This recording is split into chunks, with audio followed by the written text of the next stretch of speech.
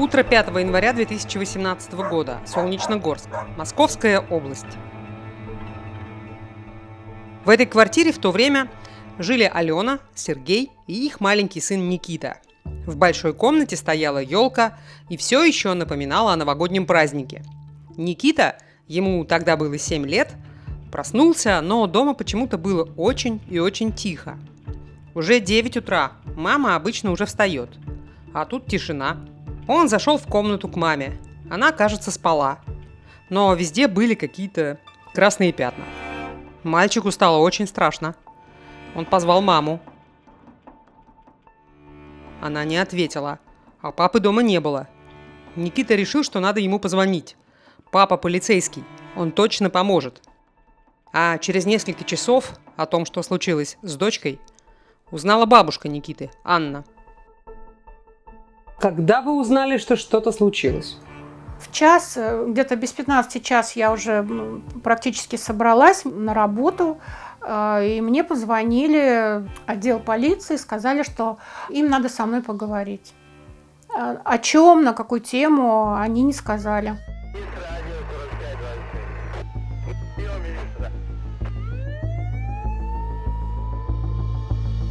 Я начала дочери звонить, у нее телефон недоступен. Я начала Гусятникову звонить, он сбрасывает. Тогда я позвонила Никите. Никита трубку взял, я говорю: ой, сынок, привет, как дела, что там? Он: хорошо, все, бабушка. Я говорю: а где ты сейчас? Он говорит: да я сейчас с папиными друзьями и с собакой гуляю. Ну, в смысле, с друзьями. Я говорю: а где мама, сынок? А мама сильно порезалась и заснула. А сейчас с мамой врачи.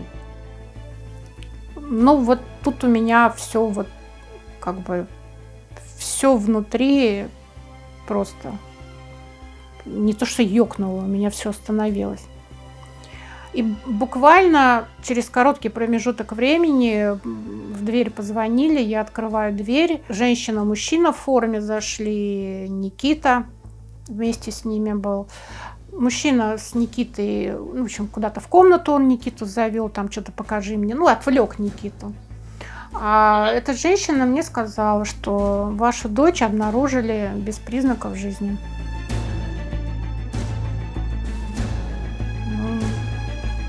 Я просто, я говорю: что, как? Как, говорю, совсем? Они говорят: да, совсем. Я говорю: вот прям совсем? Она говорит: да. И дальше я не помню ни свой крик, ничего. Я помню, что она просто физически мне рот рукой своей закрыла. Она говорит: тихо, тихо, тихо. Ребенок ничего не знает. Ребенок не знает. Пожалуйста, не кричите, не пугайте ребенка. Алена Верба была зверски убита, зарезана ножом с особой жестокостью, более 50 ударов по всему телу и перерезано горло.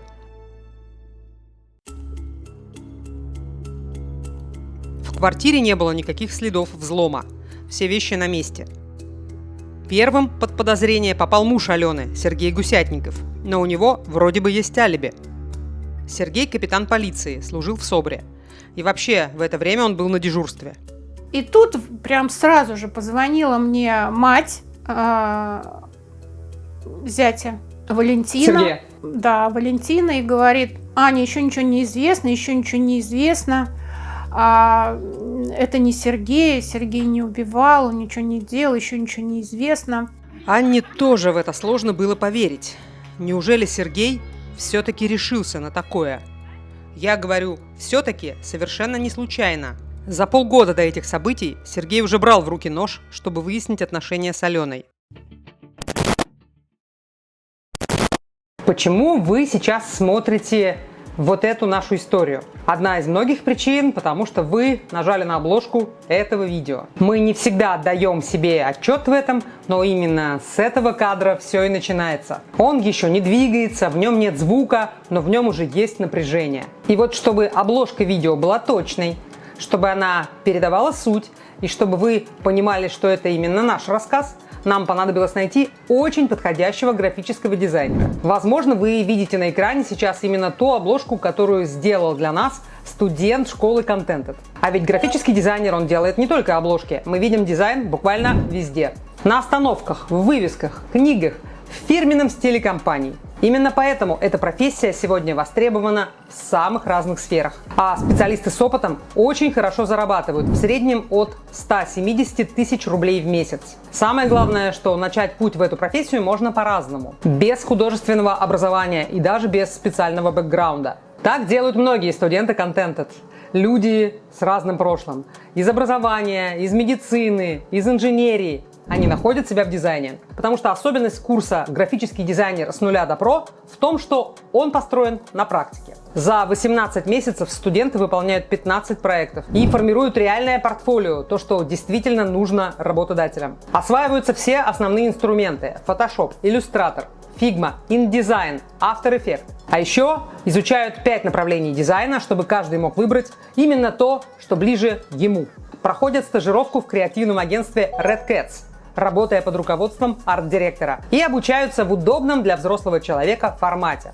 И все это время рядом менторы, практикующие дизайнеры, которые дают обратную связь, мотивируют, направляют, подсказывают правильные решения. Кроме того, у школы есть карьерный центр, который помогает с трудоустройством. Итак, переходите по ссылке в описании к этому видео и получайте по моему промокоду «Погребишская» скидку до 55%.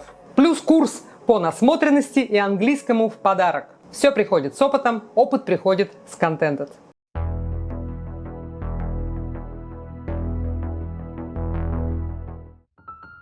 Алена Верба и Сергей Гусятников жили вместе 8 лет. Она молодая, ей 28 лет, у нее много энергии и много планов. Он на 10 лет ее старше. Всем вокруг кажется спокойным и рассудительным, и таким надежным. У них все как у людей. Квартира в ипотеку, работа, дом, воспитание единственного сына. И вдруг в конце весны 2017 года близкие семьи узнали, что Алена разводится с мужем. Сергей был против, уговаривал жену передумать. Но Алена решение не меняла.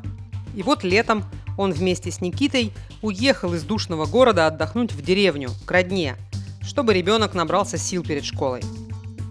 Аня, вот возвращаемся с вами в тот момент, когда Сергей впервые взял в руки нож. Что это была за ситуация? Как вы об этом узнали? Когда Алена приехала навещать Никиту в деревню, Сергей был с Никитой, со своей мамой и с племянником, они отдыхали. Алена буквально на день, на сутки туда приезжала. И собралась в дорогу обратно, выехала где-то в километре, наверное. Она только отъехала от дома, поняла, что у нее что-то с колесом. Она позвонила Сергею, говорит, что у нее проблемы с колесом, чтобы он подъехал, что-то сделал, ей помог. Он приехал, помог ей с колесом и, значит, говорит: ой, Аленка, смотри, грибочки пошли. Пошли грибочки. И показывает в сторону лесополосы, якобы он там грибы увидел. И она пошла, то есть, посмотреть грибочки. И там он ее повалил на землю и приставил нож вот куда-то в бок. Он ее поцарапал, там кровь у нее была, и когда она падала, когда он ее повалил, голеностоп, в общем, что-то она повредила себе. И она говорит: я не помню, что он мне говорил, и как я вырвалась, слова, которые она запомнила, она говорит: ну ладно, я тебя прощаю, я пошутил.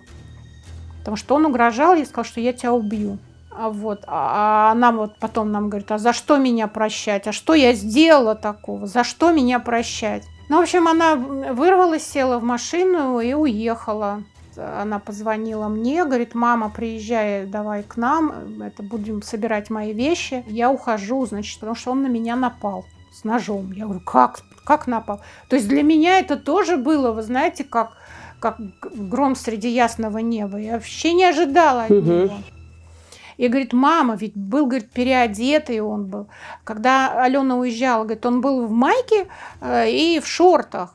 А через 10 минут, когда он приехал к ней менять колесо, он уже был там в отцовских штанах и в толстовке с капюшоном. Говорит, было жарко. Зачем он переоделся? Для чего это все? И зачем? Наверное, как Алена говорит, он говорит, хотел меня убить, а вещи потом спрятать, чтобы не было на вещах следов. Пока Алена и ее мама собирали вещи, приехал Сергей. Разговор с ним они записали на телефон, потому что Алена собиралась подавать заявление в полицию. Что ты хотел вот этим сегодня добиться? Какой реакции от меня? От тебя? Да. Какой-то другой реакции относительно меня. Интересно, Может какой? быть... Ты что? Ты мне представил нож, завалил меня с угрозой. Я должна как-то на тебя по-другому посмотреть? Твои слова. Что мои слова? Что ты хочешь сказать? Я тебе не правду сейчас говорю? Я тебе все время говорю правду. Я не понимаю. Ты сам сказал, подождите, сейчас я приеду, поговорим, и ты молчишь. А это манера же у нас Да постоянно нет, не в этом такая. дело. Я боюсь, что вы меня потом сейчас что-нибудь инкриминируете мои слова, запишите, а потом в суде будете потом меня добивать. В Я смысле? этого боюсь. А потому что все к этому примерно идет. Так, а мужчина должен отвечать за свои Я поступки? готов ответить. Отвечаю. Давайте Но- телефоны все уберем и будем честно разговаривать. Чтобы диктофонов не было. Это я больше всего боюсь. Олег, если ты умудрился взять нож, мне его представь, что у тебя в голове. Любовь такая большая. Я даже близко не подносил. Я видела. Конечно. Близко Я не видел. подносил.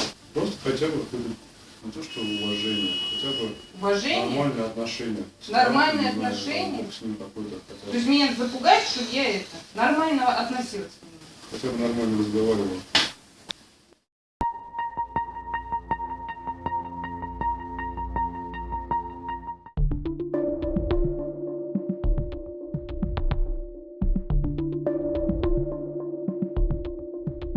Мы забрали Алену. Алена в этот же день, в августе, вот 5 августа, она съездила в травмпункт, она сняла вот эти вот побои, пошла к участковому, она написала заявление на него, на Гусятникова, что он на нее нападал. Участковый, значит, обещал поговорить с ним. Гусятников участкового, значит, ну, как бы убедил, что это все было на эмоции, что он больше так не сделает, что вот, ну, надо как-то ему помочь, что участковый, он начал уговаривать Алену, что забери заявление, потому что у него до выслуги лет, до пенсии, то, что полицейским он был, Полицейской. да, ему оставалось 1,5 года. Он говорит, ну не порть человеку карьеру его, он вот обещает тебя не трогать. Ну и Алена пожалела его, понимаете? Она его пожалела. На следующий день с утра Гусятников приехал к нам домой. Он в буквальном смысле слова валялся в ногах у меня, он просил прощения. Он говорил, что А что он значит не... в буквальном смысле слова? Что Вот это прям значит? вот так сначала на колени встал, а потом вот так чуть ли не развалился на пол и стал просить у меня прощения. Аня, простите, извините, я так ее люблю, я не знаю, что со мной случилось, что произошло. Но вот то, что она не хочет жить со мной, вот то, что она хочет разводиться, вот это все из-за этого. Я ему стала объяснять, что сейчас твои прости, извини, Алена же мнение не изменит. Она тебе сказала, не строй иллюзий, мы с тобой разводимся. Он говорит, ладно, я все понимаю, но зачем вот она будет по съемным квартирам скитаться? Это же квартира наша общая, вот у нее комната своя, пусть она будет в своей комнате, я ее пальцем не трону, обижать не буду. Хорошо, ладно, развод так развод, но пусть живет. То есть вот так, вот такие были разговоры. А вы что? Я говорю, Алена, говорю, подумает, решит, потом, значит, это скажет тебе. Так как он не отдавал Никиту, понимаете? Алена говорит, мам, ну вот ты же видишь, говорит, он ненормальный. А как вот я здесь у тебя, а Никита там с ним? Ну вот возьмет что-нибудь и сделает с ребенком. Вот как? Говорит, я не могу так, я не могу. И вот она у меня буквально день-два побыла, она говорит, нет, я без ребенка не могу. И она вернулась домой. И вот прошло полгода после тех событий. Наступил январь 2018-го. Все это время со стороны казалось, что никаких явных конфликтов у Алены и Сергея не было. Они продолжали жить в одной квартире, готовились к разводу и разделу имущества. Сергей вроде бы уже смирился с разводом и даже стал налаживать свою личную жизнь. Она же ему когда сказала, что все, иллюзий не строй, да, он же, у него объявление было на сайте знакомств, он знакомился с женщиной, с девушкой какой-то, он ходил на встречу с этой женщиной, брал Никиту с собой. А я Аленке говорила, Ален, а может быть тебе тоже надо как-то, ну вот, какой-то флирт, еще что-то. Она говорит, мама, так нечестно, я сначала должна закончить отношения с Сергеем. Так нечестно. а ему нормально было. Но, в принципе, она и не против была. Несмотря на праздничные дни, Алена очень занята. Она работает на 2 работах – менеджером в автосалоне и мастером в косметологическом кабинете. На Новый год Алена очень хотела отдохнуть, поехать с сыном в деревню к родне. Но Сергей, еще пока официальный муж, уговорил ее остаться дома, чтобы у Никиты был настоящий семейный праздник. Ах ты! А ты в меня! Против меня, значит, пошел. Да, нет, сдавайся. Алена, ну вот для ребенка надо же, как бы, ну, чтобы у него максимально долго сохранялась вот эта вот, ну, семья, да, мама, папа, вот, надо Новый год вместе встретить. И вот она накрывала стол, лепила манты, делала салаты, они встретили Новый год.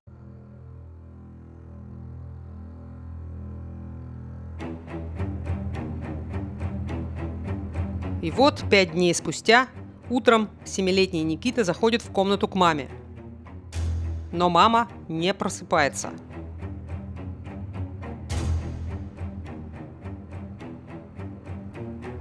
Сегодня Никите 15 лет. Мы с ним не говорили про тот самый день. Мальчику очень тяжело это вспоминать, даже столько лет спустя. Смотри, у меня сложилось ощущение, что вы с Аней не очень говорите о прошлом. Аня более сильно зависит от прошлого, да, помнит прошлое, чем я.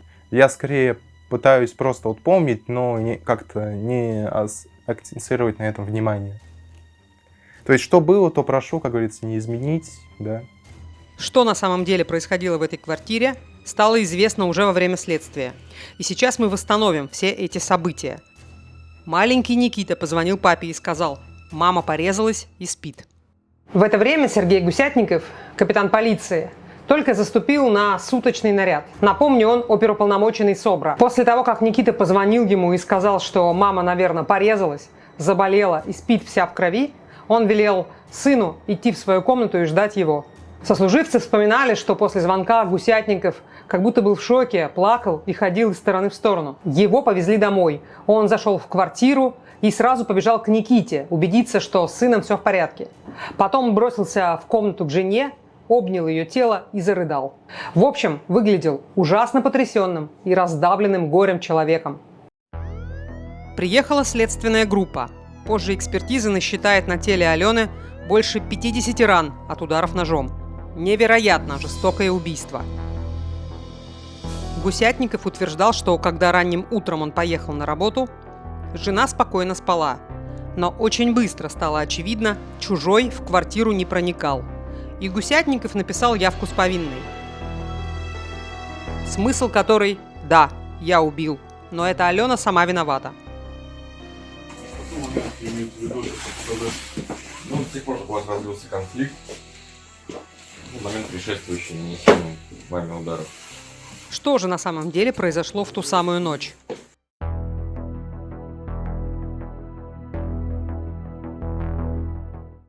Алена приехала с работы из автосалона. Было около 11 вечера и позвонила маме. Она была дома, она говорит, я приняла лекарство, я вот лежу. Вот. Она простыла, потому что у нее в машине сломалась печка, и машину она оставила на работе. И с работы ее привез, ну вот кто там, сослуживец с работы на машине. И Гусятников прекрасно знал, что это сослуживец, ее привез с работы. Но в уголовном деле есть, что какой-то мужчина привез ее на крутой машине. А он гулял с собакой и увидел незнакомого мужчину, который привез Алену. Он знал, кто ее привез. В своих показаниях Гусятников выбрал позицию жертвы. Его, еще пока официальная жена, якобы встречалась с каким-то мужчиной, и Сергея мучила ревность. И как будто бы они поскандалили из-за этого. Но Анна до часа ночи разговаривала с дочкой по телефону и ничего такого не слышала. И я спросила, я говорю, что ты принимаешь от простуды? Она говорит, я в аптеке купила антибиотик и капли в нос, я вот не помню, ну неважно. Я говорю, ну надо было там чай с малиной или еще с чем-то. Она говорит, я купила лимончик узбекский, такой, говорит, вкусный, так хорошо. Вот я чай попила с лимончиком. Уже первый час был ночи. И я говорю, дочь, ты там давай ложись, тебе надо выспаться и чтобы быть здоровой. И она была дома, она никуда не собиралась, она никуда не уходила. Ну. Гусятников на допросе рассказал, что часов в 11 он пошел спать. Он ночевал в комнате у сына. Ребенок где спал, где вы с ним? Здесь спал. Ребенок. Я спал на этом здесь. Прям вплотную? Да, всегда. Супруга где была? Проснулся часа в 3 и, по его словам, обнаружил, что Алены нет дома. Подумал, что она ушла посреди ночи на свидание с мужчиной. Алена якобы вернулась домой только в начале 5 утра. Это все версия Гусятникова. Она, по его словам, была пьяной. Они начали ругаться, и вот от всего этого он и сорвался. Меня поразила какая-то невероятная наглость, или глупость, с которой Сергей излагал свою версию событий. Он, как полицейский, должен был знать, что будет экспертиза, и она проверит, был ли алкоголь и другие запрещенные вещества в крови Алены. Но ничего этого экспертиза не нашла, ничего этого не было. Зато нашли следы лекарства от простуды, что полностью подтверждает слова Анны о том, что дочь болела, выпила лекарство, чай с лимоном и, скорее всего, легла спать. В 4 часа 30 минут соседи услышали шум из квартиры номер 100. Женские крики и рыдания. Шум был недолгим, а потом резко наступила тишина.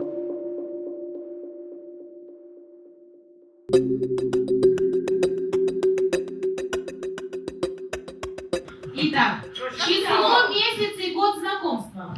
12 ноября 2007. Так. Свидетельница. Вы помогаете, правильно, хорошо. Любимый напиток жениха. Алена и Сергей познакомились через общих друзей, когда девушке было всего 18, а ему 28. Такая разница в возрасте, наоборот, казалась плюсом. Он серьезный, ответственный такой. И даже героический парень, работает в полиции и ловит преступников. А какое он на вас впечатление произвел?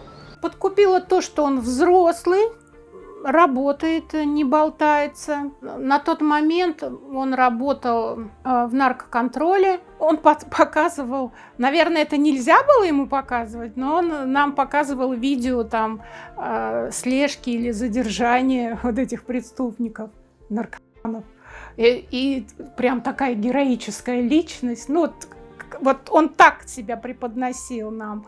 И думаю, наверное, плохих людей не берут на такую службу. Он не вызвал на тот момент во мне никаких сомнений, подозрений. Он сразу показал, что у него серьезные отношения с ней. Он очень красиво за ней ухаживал. И ведь он и цветочки там какие-то ей дарил, и очень часто. Он Аленке дал пользоваться своей машиной, чтобы она ездила на работу и с работы. Машина дорогая, кредитная еще на тот момент. А нет, не волнуйтесь, ничего страшного. Даже если вдруг вдруг зацепит, ничего страшного, это всего лишь машина. Вроде как не жмот, не жадный. А когда вы узнали, что у него за семья, что там за люди, какой там уклад? Когда вы познакомились с той стороной? Меня с его родителями он не знакомил до последнего. Я знала, что вроде бы отец не то участковым был, в общем, что-то тоже связано с полицией. Сейчас он на пенсии, а мама, по-моему, вообще никогда нигде не работала, она дома, что у него есть сестра. Кого я видела, так это племянника. На тот момент ему было 6 лет, по-моему, он его приводил. И еще его отношение к детям, как он с племянником, это тоже мне показалось, что он такой прям, положительный. И когда он сделал предложение, тоже так интересный момент, он ей предложение сделал. В общем, дочь мне сказала, что мама, семья крайне бедная, ни о какой помощи и свадьбы с их стороны вообще разговора нет. Я говорю, ты у меня единственная дочь, тогда я все беру на себя. Что я и сделала. Вплоть до того, что я костюм, туфли, трусы покупала жениху. Кольца обручальные в том числе. В то время Анна была главным взрослым в семье. Ее муж Олег, папа Алены, умер года за 2 до свадьбы дочери. По факту семья Сергея бедная. Действительно была не очень обеспеченная, давайте так мягко не скажу, очень да? обеспеченная, вообще не очень любители выпить. Я говорю, что было на самом деле. Папа в день свадьбы был в запое. И когда они вернулись из деревни со свадьбы домой, папа перепутал год. Он, по-моему, сказал, что сейчас 1990 там какой-то год. И когда ему сказали, что Сергей женился, он был крайне удивлен. Аня, а у вас были вопросы к тому, пьет ли сам Сергей? Но я же видела, вот пока они встречались, не было. За ним это не замечено. То есть я не замечала. У него ни пристрастий, он не курил, во-первых, никогда.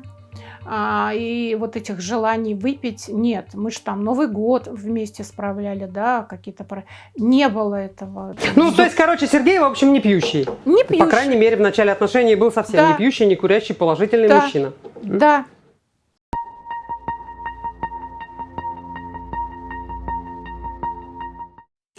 2018 год. Гусятников рассказал на допросе, что в ту ночь он не был пьяным. Выпил граммов 30 коньяка. Не мог контролировать себя не из-за алкоголя, а потому что поведение жены его якобы унизило и задело. У них, понимаете, была с адвокатом построена защита на том, что она была ему неверна, что она от него гуляла, а он ее просто ревновал. Он ее ревновал, и вот такое вот на фоне ревности, да, там какой-то, вот он ее убил, что он даже не помнит, как он ее убивал. То есть 58 ножевых, да, бил до тех пор, пока не сломался нож, это он не помнит. Алена невысокого роста, хрупкая, худенькая. Но в показаниях Гусятникова это она спровоцировала его на нападение. Первая толкнула его, оскорбляла его как мужчину. И якобы он уже не смог такое стерпеть. Алена, конечно, кричала, сопротивлялась. А он, судя по показаниям, очень опасался, что она разбудит своим криком сына. Он закрыл ей рот и бил ножом, пока она не стихла.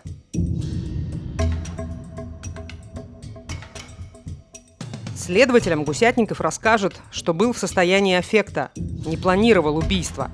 Возникает вопрос тогда, а откуда нож? Он, знаете, что сказал, Лена? Он сказал, что этот нож он нашел у Алены в шкафу. То есть вот, среди одежды, в темноте. Потому что ему также задавали вопрос, куда ты бил, ты видел? Нет, я не видел, недостаточно света, было темно, да? Но нож в темноте, в шкафу у Алены он нашел. Но это бред, просто бред. Где лежал нож? Второй полочек снизу. Да, вот здесь. Вот знаете? Вы его отсюда взяли? Да. И как били? Вот так. Так. С какой силой? Ну, Ну, прям наносить удар. Ну, вот так. Примерно вот так. а нож примерно какого размера был? Ну, где-то такой, наверное. Сколько примерно ударов, непонятно? Нет, ну, там тяжело было сосчитать, это бесполезно. И следователи не стали разбираться, откуда, чего, но это нож точно не из шкафа. Он все время ходил с ножом, у него на поясе висел такой военный нож. И вот на этом диване он ее убил.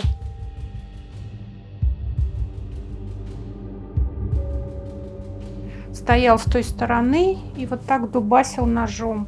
Это все как бы в этом следственном эксперименте. Я увидела, как это происходило. Сказал, что бил, пока не сломался нож. Брызги, вот так вот все было в каплях залито. Вот так. Брызги здесь были белые раньше шторы. Даже на белых шторах были капли крови. Но если он горло ей перерезал, это вот вся кровь, она и вылилась.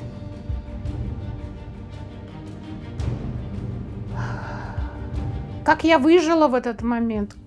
Какие силы откуда я их черпала, чтобы держать себя в руках? Я не знаю. Прошло уже столько лет, да, но я с этим живу. Это всегда со мной. Мне страшно этот момент вспоминать. Я боюсь, я избегаю этого вспоминать, потому что мне очень больно. И у меня перед глазами вот эта картина, да, как он убивает мою дочь, она кричит, она, наверное, звала мама. Мама. Ну, а я же ничего не могла сделать. Я ее не слышала, я ничем ей помочь не могла.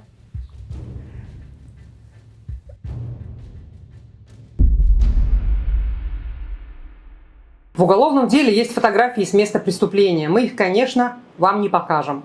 Но мне пришлось их посмотреть во время подготовки этого видео. И признаюсь, я это не скоро забуду. Все, абсолютно все. Диван, Алена, все вокруг залито кровью. Напомню, Гусятников нанес более 50 ударов ножом. Ну просто мясорубка. А теперь представьте, что все вот это видит маленький ребенок. Сын, которого Гусятников очень любит. Якобы больше всего на свете.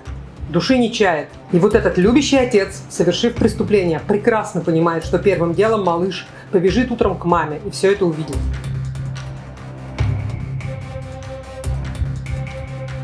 Никаких комментариев. Никаких комментариев. А что вы сыну скажете, когда выйдете?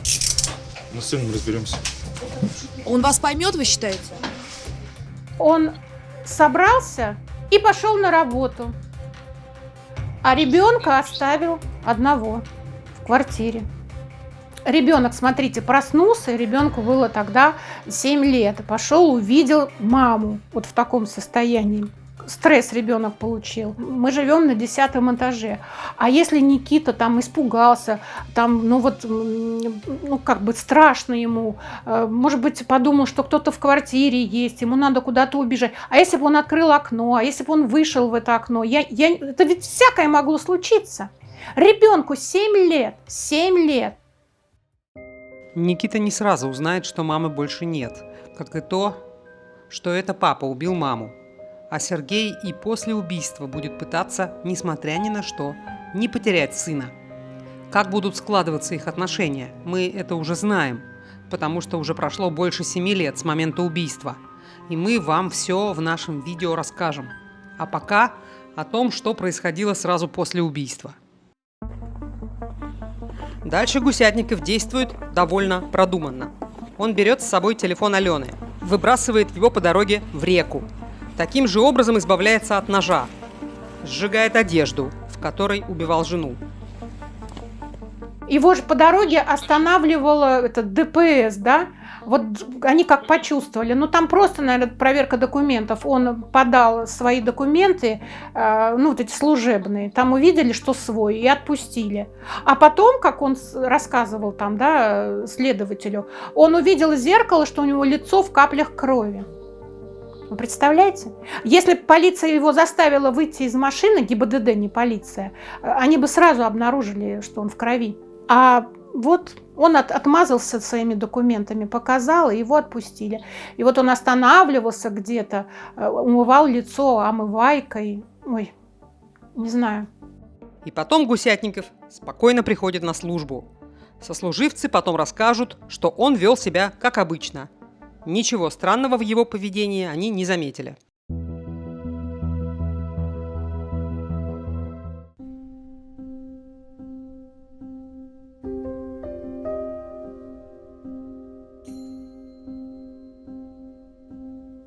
Это где? Это в Красном? Да. Вот. Это ты, когда родился, тебя на 5-й день мы принесли из роддома. Вот мамочка, вот ты такой вот. Это вот тоже, вот. Вот Аленочка. Нет, это съемная. Ну, съемная в Андреевке. Это вот «Последнее море», то, что вы были с мамой.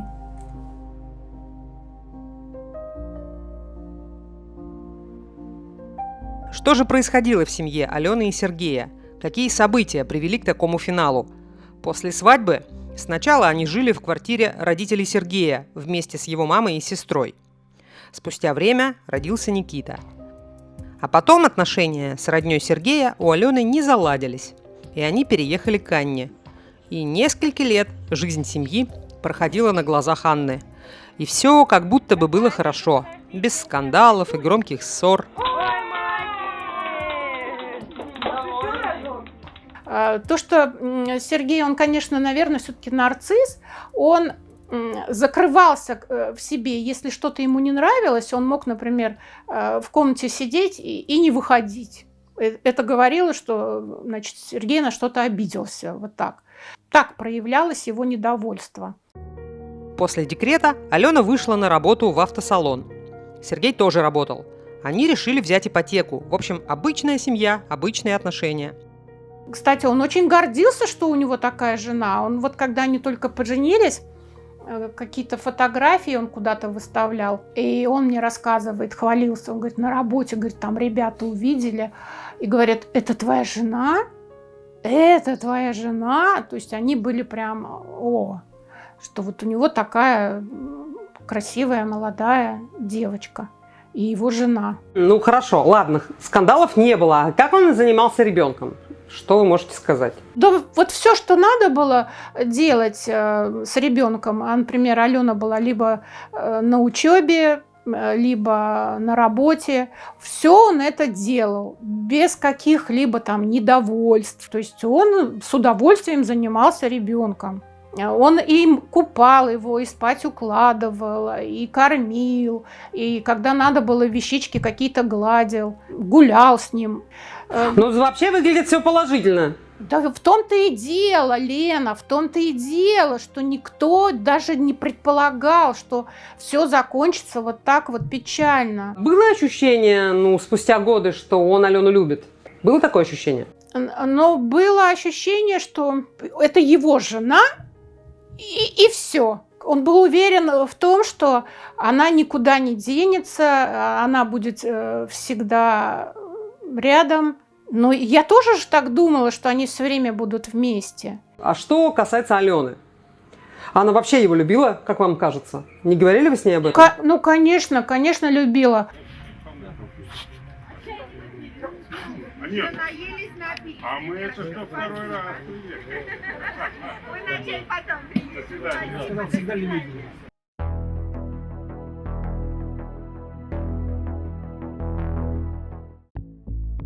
В 2016 году, за 2 года до трагедии, наконец у семьи появилось свое жилье, квартира в ипотеку. И примерно в это же время начались проблемы с деньгами. Приходилось во многом себе отказывать. И тогда Алена нашла выход. Она освоила новую профессию. И теперь у нее было 2 работы. Если женщину все устраивает в семье, да, и на все хватает, она не будет себе искать второй заработок, да, то есть вторую работу. А она же собрала денег, пошла, отучилась, начала заниматься этими женскими процедурами, в основном женскими, шугарингом, ламинирование ресниц. Она начала это все делать дома у себя, потом сняла кабинет. Зачем ей понадобилось 2 работы? Потому что она хотела вот какой-то независимости. Она хотела независимости. Если он не давал денег, по-моему, он платил за ипотеку, а она должна была вот покупать продукты в дом. Я не знаю, как у них это распределение было, но вот было распределение. У них, оказывается, были разные кошельки. То, что Алена заработала, это ее деньги, а то, что он заработал, это были его деньги. Ну, можно иначе сказать, у них были разные бюджеты. То есть у них общего семейного бюджета не было. У каждого был свой собственный бюджет. Но какой-то период времени Сергей занимался подработками, старался приносить денег больше, а потом это куда-то ушло. И Алена постепенно пришла к выводу, что нужно брать все в свои руки. И, конечно, наверное, этот момент, он тоже играет какую-то роль, потому что женщина оказалась в ситуации, когда она основной добытчик, и ей больше всех надо. Вот, скорее всего, вот эти вот все разногласия в семье и скандалы пошли именно вот в тот момент, когда вот появилась квартира, они съехали от меня, пожили отдельно, почувствовали, как это тяжело. Появилась ипотека, и тут же, ну, как бы совсем стало, ну, тяжело. По всей вероятности. Потому что до 16 года... немного зарабатывал, получается, да? Но сколько там у них, 50 или 60 тысяч на тот момент у него было. А за ипотеку, я знаю, 43 тысячи. На тот момент плата была 43 тысячи за ипотеку. В общем, в любом случае, чего-то разного они хотели, получается. Она же молодая, ей всего 28 лет, 27 лет, да? Ей хочется красиво одеваться, ей хочется ездить с ребенком, с семьей куда-то в путешествие, отдыхать. А он ей не мог этого дать. Она же и говорила так, что: мам, вот он сутки 3 отработал, и все, и он дома. А жить-то как? Сутки трое – это 3 дня дома? Да, сутки отработал и 3 дня дома. Вот поэтому она пошла учиться. И также вот она и сказала, что раз ты сутки трое и все, значит, ты занимайся ребенком. Тогда ей пришлось зарабатывать. Потому что он не хотел работать, потому что вот сутки трое его устраивало. Ну и он, получается, водил Никиту на кружки какие-то, занимался им, спать укладывал, кормил, да? Да. Вот эти 3 дня свободные свои. Да. Ну, со стороны должно выглядеть очень хорошо. Ну, так и вот мне тоже так казалось, что вроде все хорошо. Ну, в смысле, что это прям отличный папа, вообще-то говоря. Так я всегда так думала, что отличный папа. Правда, однажды я услышала, еще мы жили вместе тогда, он Никиту водил в бассейн, и были какие-то заданы упражнения, и он его в ванной учил, как надо. А у Никиты не получалось. И вот он тогда разразился там тирадой таких гневных слов на своего ребенка. Вы можете воспроизвести, что именно он говорил? Да, он сказал, что ты урод. Ты дебил, ты что не понимаешь? Это просто был ужас. Я это все услышала, а мне аж до слез. Он так ребенка обидел. Я просто плакала. Я ему говорю, ты как можешь так про своего сына? Это же твой сын. Ну да, он что-то не понимает. Ну да, у него не получается что-то. Но так нельзя ребенка обзывать. Он говорит, да, Аня, я не сдержался, извините. Получается, что когда ребенок не соответствовал его ожиданиям, он мог его сильно обидеть, унизить, оскорбить. А никогда он руки не распускал никому, ни к ребенку, ни к жене, неизвестно? Нет, я ни разу не видела. И мне дочь не жаловалась. Не было этого. Не было.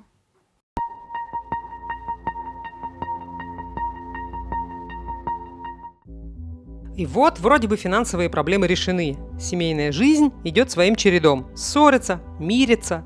Сергею не нравилось, что Алена много работает. И у нее мало времени на семью.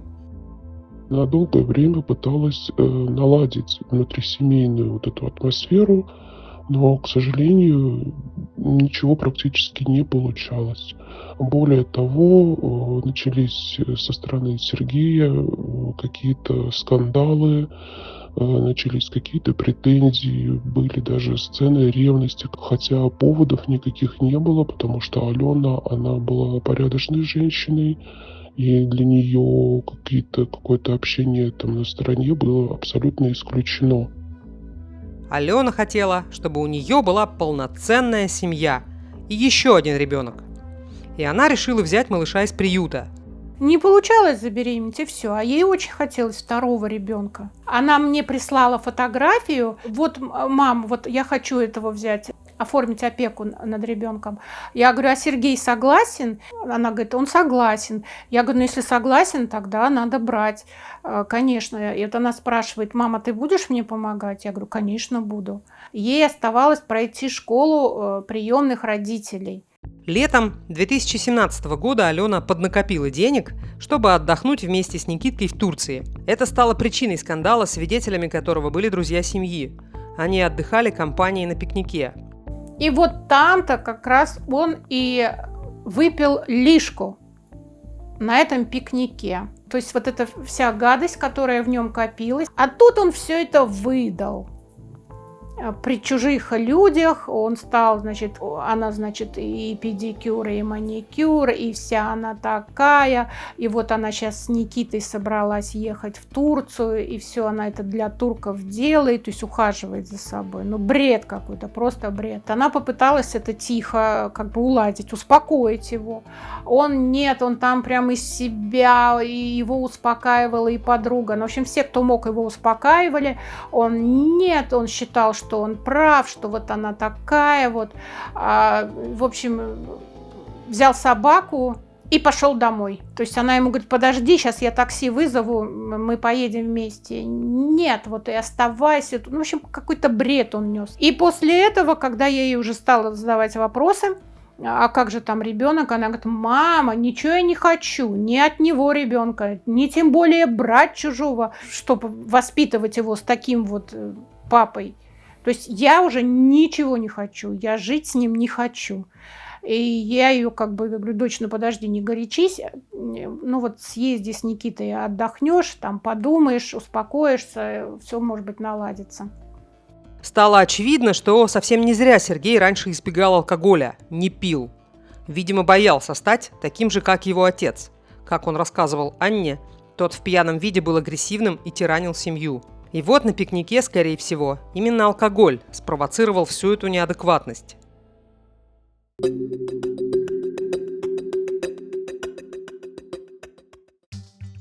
Алена поехала с сыном отдыхать в Турцию. Сергей был не выездной, поэтому он с ними уехать не мог. Вот. Но Алена как бы решила, что она заслужила отдых, и ребенок заслужил отдых. Ну вот они уехали с Никитой отдыхать. Во время их отдыха ко мне прибежал Сергей и говорит: все, Алена со мной разводится. Я говорю: ну как разводится, она сейчас в отпуске. Вот она мне написала. И вот что мне делать? Я говорю: ну подожди, говорю, пусть она приедет, поговорим с ней. Потому что вот я вот всегда придерживалась, что семья – это основное. Развод для меня – это очень тяжелое такое испытание. То есть даже страшно было представить, что вот Алена будет разводиться. И вот я пыталась его успокоить, и ходили с ним в аптеку, и покупали ему капли какие-то. Я говорю: Сережа, ну обратись, может, к какому-то психологу, пусть с тобой поговорит. Да? Я говорю: ну давай сейчас дождемся, вот Аленка приедет, мы соберемся, поговорим. Он ее поехал встречать там с огромным букетом цветов. Вот. Она вернулась, она говорит: нет, Сережа, я тебе сказала, иллюзий не строй. Будем разводиться. Я, значит, с дочерью поговорила. Я вот повторяюсь, но это было так как бы настойчиво с моей стороны. Я ей, дочке, говорила, говорю: давай не руби с плеча, дай время и себе время все обдумать, и пусть он подумает, может быть, как бы будет вести себя по-другому. В общем, дай время. Сергей все никак не мог принять мысль, что развод неизбежен. И делал так, чтобы сын Никита был на его стороне. Как говорила потом Алена маме, настраивал ребенка против нее. Он с Никитой ходил в церковь, они ставили свечи, а папа ему сказал: проси Бога, чтобы мама помирилась со мной. И потом Никита сказал, что Бог нам не помог, потому что мама с папой не помирилась. Ну это что такое? Ну это, я не знаю, это какой-то бред. Ну я считаю, зачем ребенка вмешивать в это? Вот первое время, когда между ними вот произошел разговор о разводе, он же действительно звонил и говорил: я ее очень люблю, я очень хочу быть с ней вместе, я очень хочу там наладить наши отношения. Он обращался и к бабушке Алениной, и к матери, там, и ко мне. Убедить ее, чтобы она действительно, может быть, дала какой-то шанс ему. Я ему говорю, что она не собственность твоя, но не любит она тебя, ну что теперь делать? Ну нельзя заставить человека любить. И вот тоже, вот раньше любила, а сейчас не любит. Ну вот так получилось. Я и у дочери спрашивала, я говорю: ну почему так-то, почему? Я говорю: вот что, доча, как? Вот то любила, а тут с утра проснулась, раз и не люблю. Она говорит: да, мама, вот именно так и было. То есть вот в один прекрасный день утром я просыпаюсь и понимаю, что жить я так больше не могу. Я не люблю его. Я его не люблю. Когда вот у них начались какие-то разногласия в семье, Аленка мне и говорила: куда вы все смотрели, вот зачем вы разрешили мне выйти за него замуж, куда вы все смотрели? Я говорю: так это твой же выбор был. И также я ей задавала вопрос: а ты вот зачем за него замуж-то пошла? И она мне говорит, что: мам, я хотела тебе полегче сделать, то есть тебе было так тяжело. То есть она посчитала, что вот я, оставшись без мужа, она без отца, то, что мне приходилось работать долго, много, упорно, чтобы ее поднять на ноги. Вот она, чтобы облегчить мне мою жизнь, она вот решила выйти замуж. Вот получается так. И вот вопрос с разводом уже вроде бы решен. Сергей с Аленой уже обсуждают, как будут делить имущество – квартиру, машину. И в августе 2017 года как раз и происходит история, когда Сергей напал на Алену с ножом в лесу. А потом сказал, что вроде бы как просто пошутил, хотел припугнуть. Я сразу сказал, что шучу, что-то успокойся, устал. Слушай, вот кому такие шутки? Представляешь? Мне не до шуток. Мне не до шуток. Не надо было все это брать с собой. Развод, так развод. Я хочу как бы быть сыном. Я, конечно, не жил, нет, а хотел бы по-мирному все это дело решить. Ну а как по-мирному? Потому что никому от этого хорошо не будет. Ты к разводу готовилась, ты уже меня толком ненавидела, потому что в один момент, вот, знаешь, у меня любовь есть, у тебя любви нет. Да ладно, это все не нонсенс. Это вообще такой случай, который я сам объяснить пока не могу. Анна хотела, чтобы на этом семейном совете была и мама Сергея, чтобы она как-то повлияла на сына, но не получилось. Я стала ее привлекать к разговору. Я говорю, Валя, я говорю, вот так и так Сергей напал с ножом на Алену. Ну-ка давай идем, давай посидим, давай поговорим, надо что-то делать, надо что-то решать. А она мне говорит, ой, Аня, мне сейчас некогда, у меня сейчас голова болит, мне сейчас не до этого, они пусть сами разберутся. Ну ладно, все, я поехала. Вот так. На следствии Гусятников будет говорить, что последние 6 месяцев, как раз после этой истории с нападением в лесу, они с Аленой постоянно ссорились, но он никогда ее не бил. Но одна из подруг Алены увидела однажды синяки на теле девушки. Мы перед самой трагедией за пару недель ходили с девчонками в сауну вместе и купались все голышом, только Алена была в закрытом купальнике и с большими синяками. Но в тот момент на это внимание никто не обратил, мало ли что бывает. Я ей предлагал, говорю, снимай купальник, мы же тут одни девочки. Но она отвечала, что так удобнее. Потом уже выяснилось, что он ее избивал. На моменте она ничего не рассказывала, по крайней мере, мне. И вот в ночь с 4 на 5 января, когда до официального развода останется совсем чуть-чуть, Сергей снова возьмет в руки нож и теперь уже убьет Алену. Его чувства, его любовь приняли какую-то метаморфозу чудовищную, в которой он потерял себя как человека и повел себя хуже зверя. Получается так. То есть такое ощущение, что он то ли прятал где-то очень глубоко свою вот эту сущность и не давал ей вылезти, да?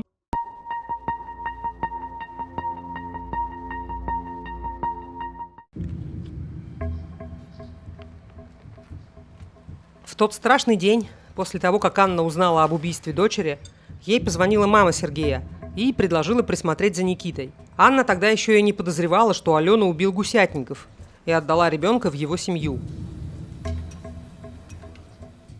Я понимала, что мне надо выплакаться, да, а скрывать от ребенка вот эту трагедию, но мне было тяжело.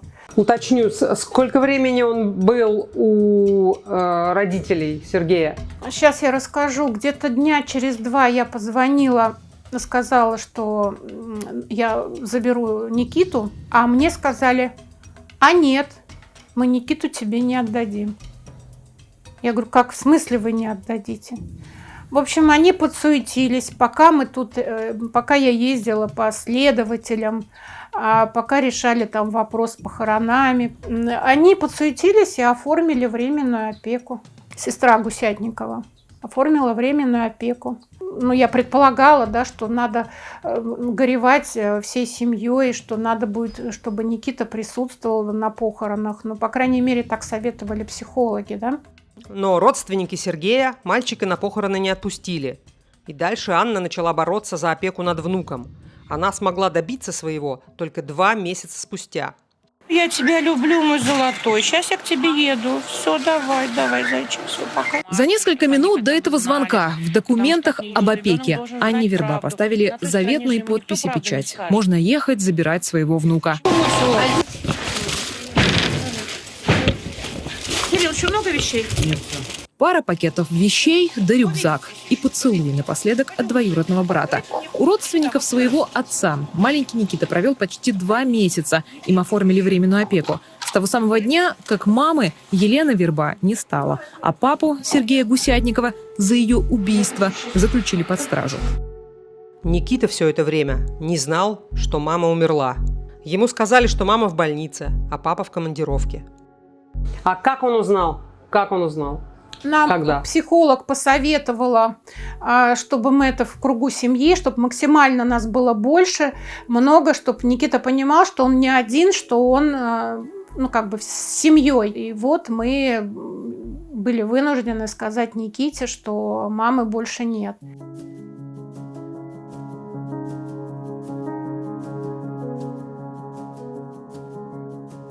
Это был самый страшный день, наверное. Это так было.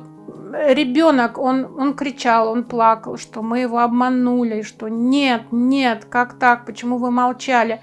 Он весь трясся, губки синенькие, плачет. Ему так плохо было.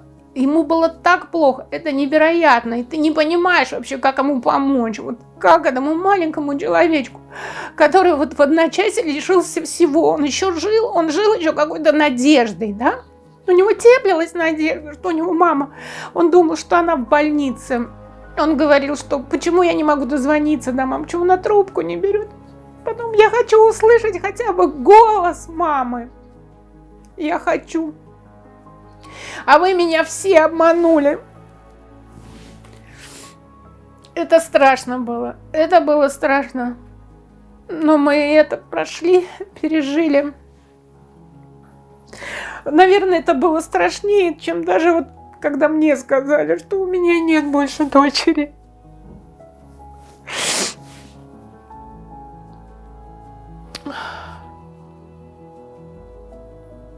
И вот дальше день за днем восстанавливался ребенок. И психолог. Мы все это проходили. Сейчас ему 15. Сейчас Никита, да, ему 15. Он перешел в 9 класс. Большой мальчик. Очень большой.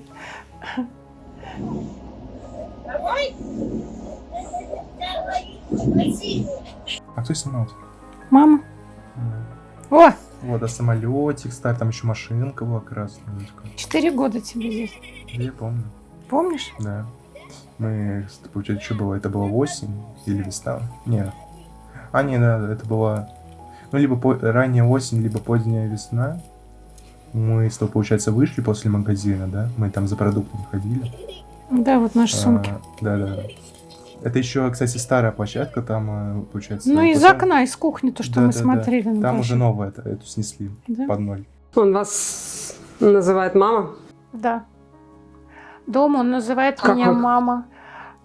В школе, наверное, бабушка, ну, когда там спрашивают. А так я мама. Кто-то тоже мне задавал вопрос, вот, Лен, я не помню, да, то есть как я отношусь к этому из психологов. Да, я прямо как раз хочу это спросить. Да, из психологов кто-то задавал вопрос, а как вот вы относитесь, а как он к этому относится, то, что я теперь мама. Я говорю, но ребенок же должен кого-то называть мамой. У него же должна быть мама, да? Ну вот теперь я у него мама. А так, что у него ни мама, ни папа. Ну вот я мама.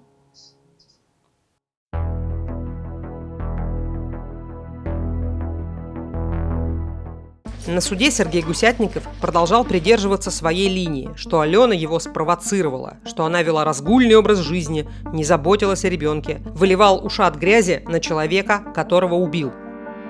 И просил смягчить наказание, ведь он же любящий и заботливый отец. Суд приговорил признать Гусятникова Сергея Михайловича виновным в совершении преступления, предусмотренного частью 1 статьи 105 Уголовного кодекса Российской Федерации, и назначить ему наказание в виде лишения свободы сроком на 9 лет, без ограничения свободы, с отбыванием наказания в исправительной колонии строгого режима. Ему дали 9 лет, и у него было смягчающее обстоятельство наличие ребенка, плюс то, что он действующий сотрудник полиции. Вот это у него, значит, смягчающее обстоятельство. То есть ребенок остался сиротой по его вине, да, а у него за это смягчающее обстоятельство. По настоянию Анны приговор пересмотрели и ужесточили наказание, добавили еще год. В общей сложности Гусятников получил 10 лет лишения свободы. А мама Алены стала бороться дальше. Теперь уже за то, чтобы Гусятникова лишили родительских прав. И добилась своего. 1, 2, 3. Ура! Шло время, Аня занималась воспитанием Никиты. И вдруг, 5 лет спустя после приговора, она узнала, что Гусятников на свободе.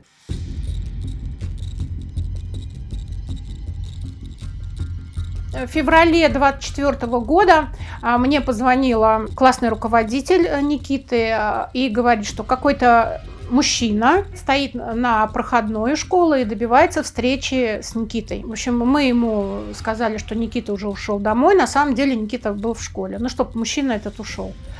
И, в общем, мужчина передал записку для Никиты.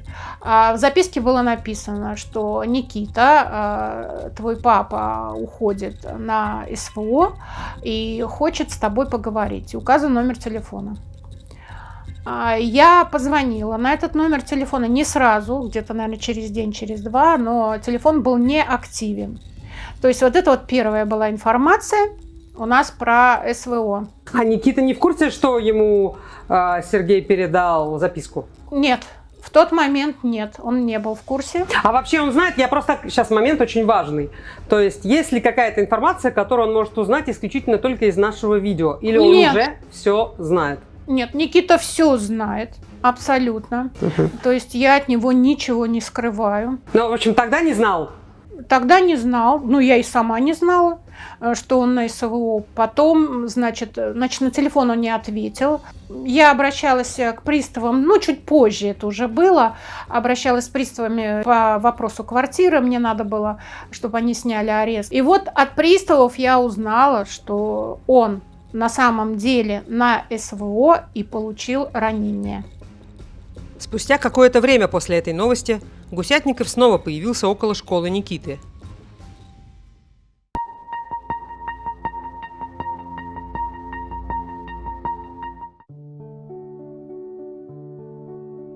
Вот у меня, получается, есть 2 книги, да. Хотелось купить еще 3, но как-то времени не нашлось найти. Их же должны еще перевести в Россию, как бы загрузить, ТДТП. А что это за книга? Манга. Она читается справа налево. То есть все как бы нарисовано рукой. То есть это все рукописная работа, да. Сегодня Никита учится уже в 9 классе. В его комнате фотографии мамы и ее портрет, нарисованный карандашом. А карандашный, вот то, что рисунок, они в Дивноморске отдыхали, в частной гостинице. И когда они уже съезжали, мальчик, который работал в этой гостинице, подарил Алене этот карандашный портрет. А Никите этот рисунок очень понравился. Вот он его поставил. Храни. В этой квартире бережно сохранили то, что осталось из той жизни, когда Алена еще была жива. А вам здесь не тяжело? Нет, нет. Многие спрашивают, нет. Мне вообще не хочется уезжать отсюда, например, менять эту квартиру, потому что квартиру выбирала моя дочь, она ее любила, эту квартиру. Она сама делала ремонт здесь, и у Никиты в комнате, и в этой комнате. Ну, я не могу пока этого сделать. Живут они в этой квартире вдвоем, такая маленькая семья. Аня для Никиты и мама, и папа, и бабушка. Я его очень сильно люблю, очень сильно. Это теперь вот мой ребенок единственный, любимый. Если б не он, смысла не было вообще никакого. Так, Никита, давай немного разберемся, что ты за человек. Что тебе в жизни интересно? Я пробую себя в различных сферах, я пока не определился, с чем связать свою жизнь, с каким-либо делом. Пробую себя в каком-либо творчестве, в рисовании, в различном программировании, в создании различных моделей, анимаций и тому подобное. Могу себя также из хорошего сказать, что я вполне творческий человек, с юмором, с чувством юмора хорошим. Мне даже подмечали знакомые, друзья об этом. Из плохих сторон я бы назвал себя слегка нетерпеливым, неусидчивым, если мне что-то неинтересно, условно, на том же уроке, да. Скажи, а как у тебя с друзьями? Есть у тебя вообще друзья? Да, есть. Есть приятели, есть знакомые, есть друзья. Мне есть с кем поговорить. После гибели мамы Никита долго приходил в себя. Был не особенно разговорчивым. А потом у него начались проблемы в школе. но они не были связаны с учебой. У меня, получается, с 5 класса я подвергался буллингу в школе, да, можно сказать так, регулярно. Серьезно? Да. База для буллинга была в чем, как ты думаешь? Ну, моральное, конечно, издевательства различные. Я тогда был намного ниже, пухлее, я бы сказал. Да и в целом, ну, лично для себя я был менее симпатичным, как сейчас. Я был довольно замкнутым человеком, то есть у меня не было какого-то желания с кем-либо общаться, контактировать. Я в школу как бы ходил отучиться, да, и быстрее как бы домой, как говорится, отбежать от проблем. Мы справились с перееданием, потому что на фоне вот этого стресса, конечно, он заедал. Получается, что решение было в переходе в другую школу? Да, у нас, получается, построили школу вторую. Старые некоторые перешли, появились очень много новых. Мы как-то поймали общий язык. То есть мы не дружим прям так сильно, как, знаете, в объятиях, да, буквально. Мы так знакомы, помогаем друг другу с учебой, прогуливаемся иногда, просто вот общаемся, да, как товарищи. Никита, давай блиц из 10 вопросов я тебе быстро задам. А ты отвечай быстро, ладно? Не задумываясь. Да. Потому что тогда ответы делаются, ну, совершенно вот вообще не проходят фильтр анализа, вот. Типа да, нет, или можно... Ну, типа да, нет. Ты счастлив? Да. Что бы ты сейчас добавил в свою жизнь? Может быть, больше какого-то уединения, больше, как говорится, время для саморазвития, может быть. Ладно, что бы ты убрал из своей жизни? Отца, наверное, с удовольствием был бы, честно говоря. Так, 4-й вопрос, это поясни, пожалуйста, 3-й. Ну, человек буквально испортил мне детство, испортил мне какую-то такую приятную жизнь. Я уверен, что сложилась бы у меня ситуация по жизни как-то по-другому. Я жил бы на голову как-то лучше. Счастливее, как минимум. Да?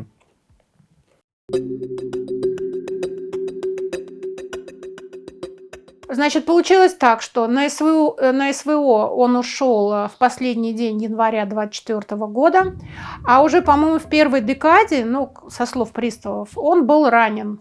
Получил все положенные ему компенсации и проходил лечение тут, в Москве, в Зеленограде. Мало того, он, оказывается, виделся с Никитой. Издалека, но... Как так? В смысле, видел Никиту, не виделся, видел? Да, видел Никиту издалека, он за ним наблюдал. Откуда вы знаете? В ноябре, в декабре 24 года ко мне обратилась сестра Гусятникова, в общем, с вопросом, что-то по квартире надо решить. Думаю, господи, что такое, что случилось? Как оказалось, сестра с Гусятниковым хотят улучшить свои квартирные условия, и для этого им надо ребенка, то есть Никиту, выписать из московской квартиры, чтобы он им там не мешал. Что лучше, если мне перезвонит Гусятников и со мной поговорит, ну, чтобы не было испорченного телефона. И вот Гусятников мне позвонил. И вот тогда я узнала, что он наблюдал за Никитой со стороны, когда он выходил со школы. Он его видел. Я, естественно, я промолчать не могла. Я Гусятникову все высказала, что ты, лишенный родительских прав, ты не имеешь права вообще к нему приближаться. Но вот он тогда и сказал, что он к нему не подходил, он видел его издалека. И сказал, значит, такие замечательные слова. Он сказал, что Никита очень хорошо выглядит, ему очень понравилось, он такой большой, такой взрослый, такой красивый. И вообще он всегда, оказывается, говорил, что с вами, Анна Евгеньевна, Никите будет лучше всего. То есть я 2 года судилась за Никиту, помимо опеки, они еще оспаривали решение опеки, они хотели у меня Никиту отобрать, они хотели опеку оформить на себя, то есть 2 года они меня травили тем своим желанием рьяным лишить меня Никиты, а оказывается, он тогда еще говорил, что Никите будет хорошо со мной. Не люди какие-то. Аня, да. Значит, вы говорили с Гусятниковым. Как вообще вам было разговаривать с ним? Он как бы делал вид, что ничего не произошло, что ли? Что он тот самый Сергей, с которым у вас были неплохие отношения? когда я настраивалась на разговор с ним, вот когда я дала согласие, чтобы он мог мне перезвонить, он не сразу перезвонил, дня через 2, я все это время внутренне настраивалась. То есть я абстрагировалась вообще от всего. Вот просто я разговариваю, потому что нужно решить вопрос с пропиской Никиты, да, вот так. Когда он позвонил, да, у меня, конечно, несмотря на все мои вот эти вот настрои, внутри все кипело, все, мне хотелось ему, что только не хотелось ему сказать. Но все равно я себе сказала стоп. То есть, Аня, остановись, уже ничего не изменить. Этот человек не человек, он для тебя никто. И ты просто в интересах Никиты решаешь какие-то вопросы. А он вот так вот, как ни в чем не бывало. Да, он со мной разговаривал, как будто бы, но там же с самого начала никакого раскаяния не было, да, и понимаете, нет раскаяния. Он жалеет в этой ситуации только себя самого, он нарцисс. Он себя только жалеет, что вот ему пришлось там где-то сидеть. Раскаяния нет, нет. Это вообще, это для меня не человек, это особь какая-то вообще непонятная.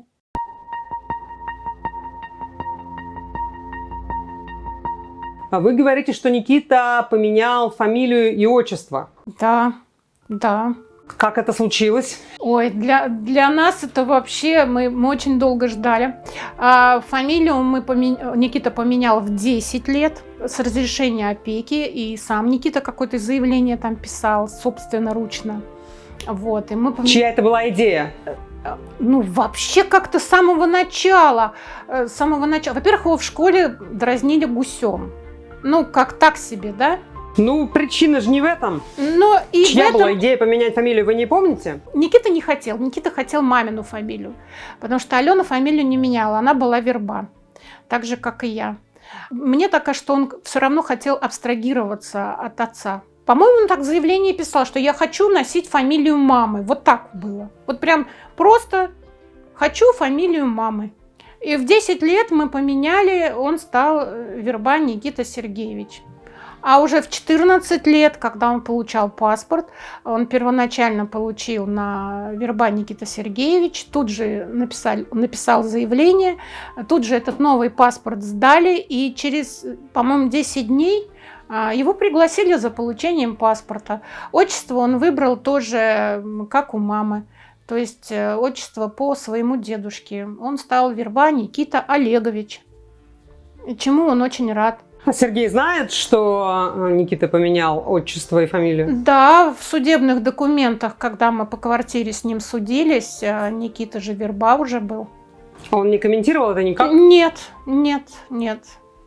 Но, если честно, знаете, Лена, мне вообще на его комментарии вот так. Ну вот он, предположим, сделает попытки наладить с тобой отношения, что на самом деле очень логично будет. Как бы предполагать, что если он и пытался как-то с тобой там когда-то увидеться или дать тебе о себе знать в какие-то там несколько лет назад, как я знаю, то предположить, что, возможно, он попытается это сделать снова, как ты к этому отнесешься, что ты будешь делать, говорить, как ты себе это представляешь? Ну, в плане каком виде? Если личная встреча, то или письмо, или сообщение, что... Ну да, вот он, допустим, например, раз и встретил тебя на улице. Ну, я, скорее всего, буду его игнорировать, потому что даже по документам он мне отцом не является, поэтому за какие-либо преследования я же имею вызвать полицию ту же самую, да? То есть, по сути, он не является чужим человеком, я не хочу не иметь с ним никакого контакта, ничего общего в целом. Для меня лично этого человека не существует, хотелось бы, да, чтобы так было в действительности.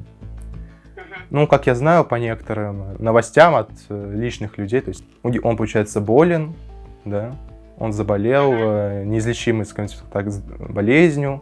Не то чтобы я желал смерти, но я рад хотя бы, что он получает какое-то, можно сказать так, последствия от своих действий в прошлом. Я понимаю, что он убийца, осужденный, получивший приговоры и срок. Я понимаю, что он лишен родительских прав. Но где-то в каком-то утопическом мире он бы мог хотеть восстановить отношения с собственным ребенком.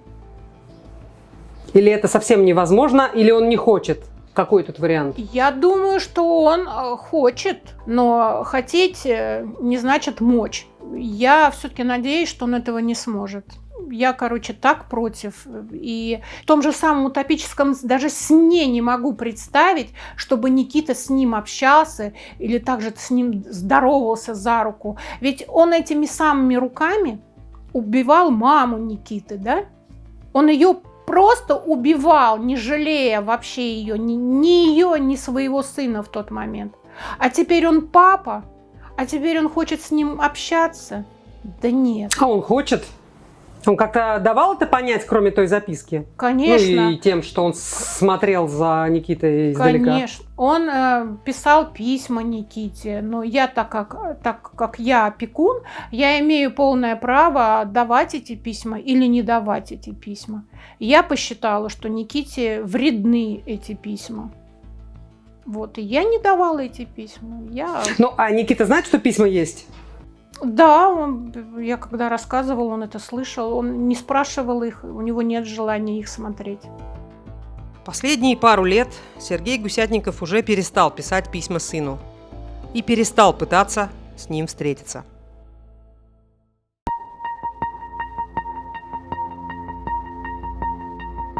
Он живет где-то неподалеку от вас? Ну, так, если в километрах, то километра 3 от нас. У него квартира. Ну, он же может встретить Никиту на улице просто? Может. Чего я очень боюсь. Я очень боюсь. И мне кажется, Никита тоже не желает этой встречи. А, кстати, что говорит сам Никита? Что сам Никита говорил когда-либо об отце?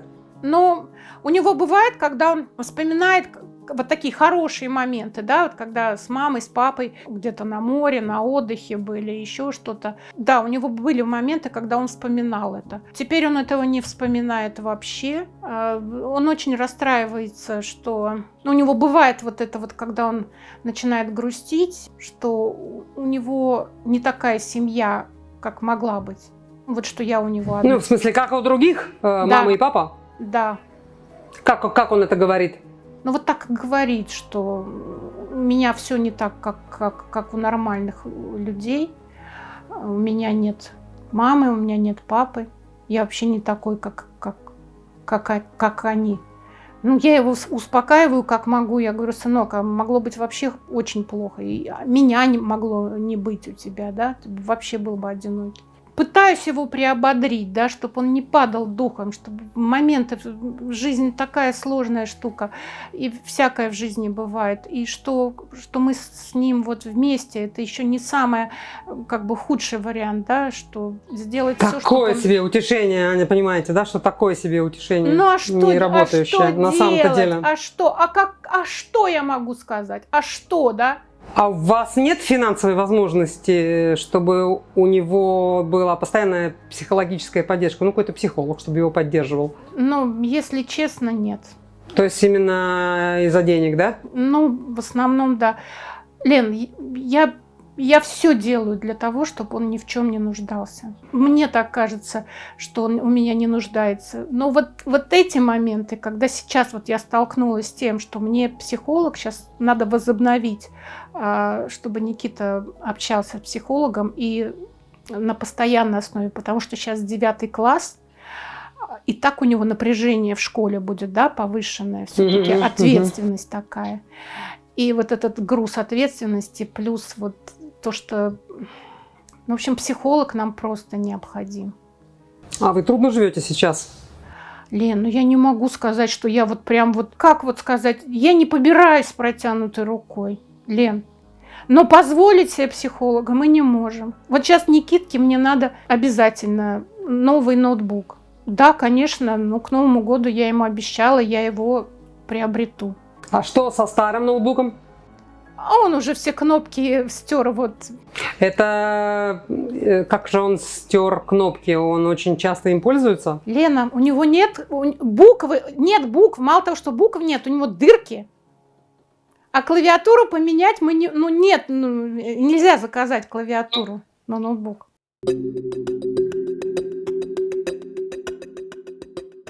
А что за человек, Аня? Приятный в общении, добрый, иногда вспыльчивый. Но в любом случае она всегда пытается сделать для людей, окружающих ее, как-то лучше. Да? Я бы сказал, даже немного творческий. Она устает, как правило, или нет? Бывают такие моменты, конечно, но лично из моих наблюдений она пытается этого зачастую не показывать. Там вообще старается не показывать тебе, что она чувствует на самом деле? Не сказал бы, мы, как говорится, на одной волне живем, столько-то лет уже. Мы уже как-то, привыкли друг к другу, понимаем друг друга в каких-либо ситуациях. Плохих и хороших. Ты можешь ее поддержать, как ты думаешь? Да, определенно. Ну как? Ну как? Эмоционально. Я могу ее как-то поддержать, помочь ей физически, условно, по каким-то вопросам, да. А вот если, допустим, она, все, ее охватила депрессия, давай так скажем. Мало ли у людей поводов. Вот. Что ты бы ей сказал? Если говорить о депрессии, то тут очень много различных вариантов. В большинстве случаев я бы, наверное, сказал, поддержал бы ее эмоционально.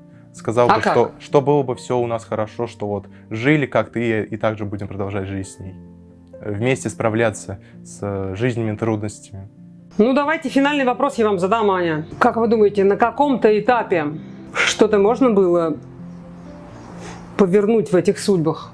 Так, если смотреть спустя годы.